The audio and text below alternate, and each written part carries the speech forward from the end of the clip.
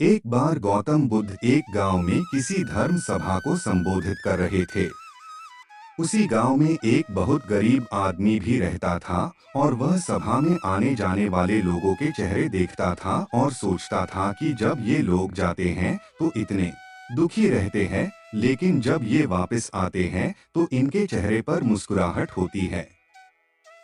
वह गरीब आदमी वही सड़क के किनारे रहता था और उस गरीब ने सोचा कि भगवान बुद्ध सबकी मुसीबतों का हल निकाल देते हैं, तो क्यों न मैं भी अपनी बात उनके सामने रखूं।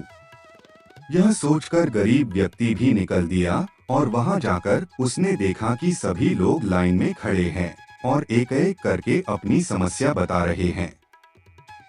भगवान बुद्ध उनकी समस्या का समाधान हंसते हंसते कर रहे हैं।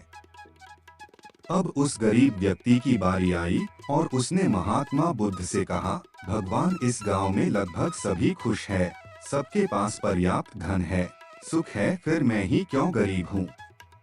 आखिर मेरे पास ही कुछ भी क्यों नहीं है?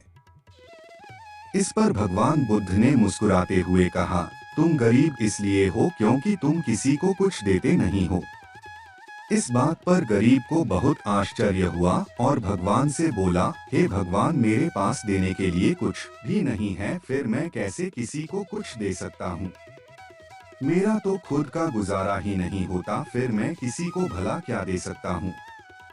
भगवान बुद्ध ने कहा, तुम बहुत अज्ञानी हो, तुम्हारे पास देने के लिए बहुत कुछ है जिसे तुम पहचान नहीं पा रहे। तुम्हारे पास देने के लिए मुस्कुराहट है जिसे तुम लोगों को देकर खुश कर सकते हो। तुम्हारे पास मुंह है, तुम मुंह से दो मीठे शब्द बोल सकते हो।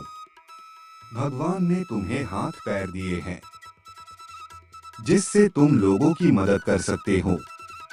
ईश्वर ने जिसे ये चीजें दी है वह इंसान कभी गरीब नहीं हो सकता।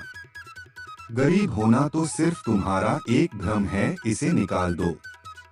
यह सिर्फ तुम्हारी कल्पना है। इंसान जैसा सोचता है वैसा ही बन जाता है, इसलिए तुम भी ऐसे ही बन गए हो। भगवान गौतम बुद्ध की बातें सुनकर गरीब व्यक्ति बहुत प्रसन्न हुआ और मुस्कुराता हुआ चला गया।